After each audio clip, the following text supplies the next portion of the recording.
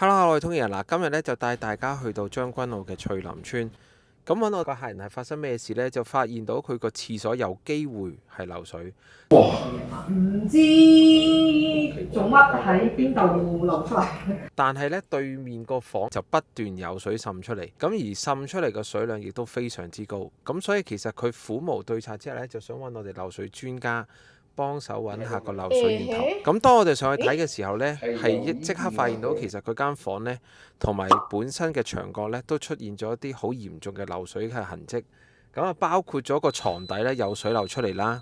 咁而且呢個牆角邊嘅濕度亦都非常之高。咁我用到試紙試咗之後呢，其實亦都發現到啲水係淡水，即係所謂嘅食水，亦都冇帶人體嘅排泄物。咁相對睇翻個廁所個構造嘅時候呢，就發現到個問題啦。因為個廁所比較細小，咁但係呢，亦都發現到嗰條去水喉呢，就出現咗啲虛位啦，或者防水層嘅問題呢，就直令到呢，當沖涼嘅時候啲水呢，就經過咗少少嘅廁所地台之後呢，就流到出去房。經過咗一番分析同研究之後呢，其實亦都話翻俾個客人聽，個廁所個企缸呢，需要重整，先令到間房就唔會再有漏水問題啦。